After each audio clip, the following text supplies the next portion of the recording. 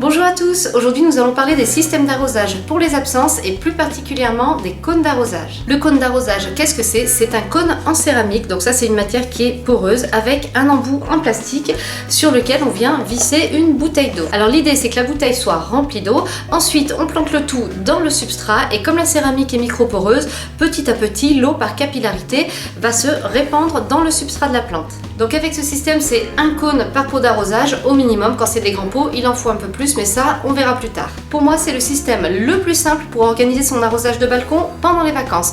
Ça ne demande pas de branchement sur le réseau d'eau, pas de branchement électrique, pas besoin de faire une réserve d'eau, c'est très facile à installer, très peu de matériel, seulement une bouteille de plastique par cône d'arrosage et surtout quand on n'en a plus besoin, à la fin des vacances par exemple, ça ne demande pas beaucoup de place, c'est facile à ranger.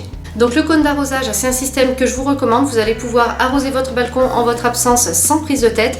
Par contre, au niveau des promesses, toutes marques confondues, on nous promet jusqu'à 28 jours d'arrosage. Et ça, je peux vous dire, pour avoir fait des essais, les 28 jours, moi, je ne les ai jamais vus. Alors, je pense que pour arriver à avoir éventuellement ces 28 jours d'arrosage, il faut utiliser non pas une bouteille d'1,5 litre ou 2 litres, mais la bonbonne de 5 litres. Et ça, c'est pas toujours évident à mettre en œuvre quand même.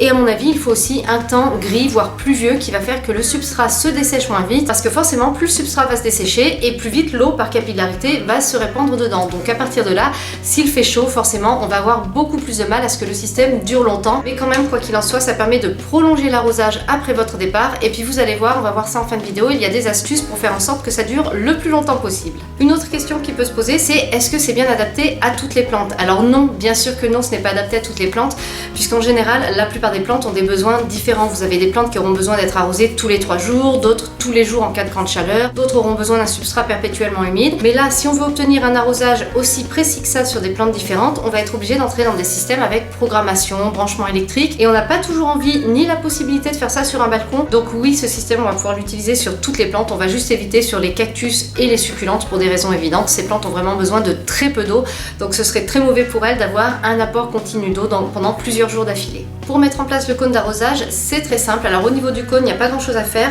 Vous choisissez suivant la taille de votre bouteille.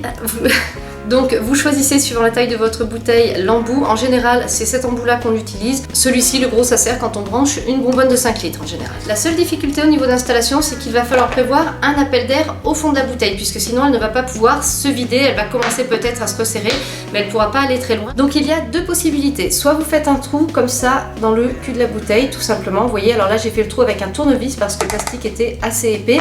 Ça dépend les bouteilles. Suivant le type de bouteille, c'est plus ou moins épais. Faites attention à ne pas vous couper, surtout. Prenez un tournevis, un couteau, à vous de voir l'outil qui vous conviendra le mieux. Vous faites un petit trou comme ça, et ça c'est la solution la plus parfaite pour contrecarrer le problème d'évaporation d'eau. Si l'eau commence à s'évaporer, c'est pas grave, elle va monter en haut de la bouteille, et quand la vapeur d'eau va se retransformer en eau, elle va couler le long des parois, et on va la récupérer. Deuxième solution possible, c'est de couper le cul de la bouteille. Alors ça facilite le remplissage après, parce qu'on peut re-remplir à nouveau juste en vidant un arrosoir dans la bouteille. Ça peut être très pratique si vous demandez à un ami d'arroser chez vous. Vous installez vos systèmes, il n'est pas obligé de passer très souvent, il vient juste de temps en temps pour re-remplir les bouteilles d'eau. Le problème quand on coupe le cul de la bouteille, c'est que bien entendu l'eau qui s'évapore, piouf, elle part. Voilà, donc on la perd, c'est de l'eau qu'on perd. Alors éventuellement, si on veut vraiment couper le cul de la bouteille parce que c'est trop dur de le percer, parce qu'on veut pouvoir remplir la bouteille facilement, ce qu'on va faire, c'est qu'on va pouvoir utiliser ensuite un sac en plastique qu'on va mettre par-dessus, qu'on va faire tenir avec un élastique et dans lequel on va percer quelques trous quand même pour qu'il y ait ce fameux appel d'air. Et à partir de là, on aura un système qui sera viable, on ne perdra pas d'eau par évaporation.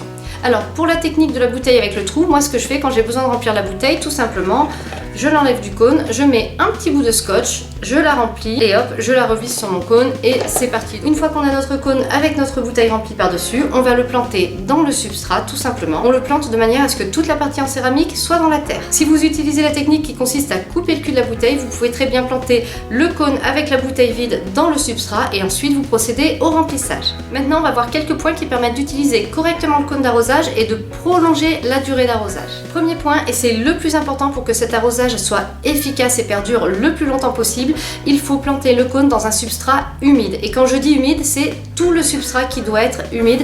C'est pas seulement la couche supérieure qui va être humidifiée par un arrosage léger. Ça s'explique tout simplement. La bouteille se vide petit à petit par capillarité. Le cône sert de conducteur en fait. Donc si vous plantez votre cône dans un substrat sec, tout de suite la terre va pomper énormément d'eau. Si vous plantez votre cône dans un substrat humide, la terre est déjà gorgée d'eau, donc elle n'a pas besoin d'en absorber plus pour le moment. Donc le mieux pour avoir un substrat bien humide, c'est la semaine qui précède votre départ. Ne sautez pas d'arrosage, arrosez bien correctement, voire un peu plus que d'habitude.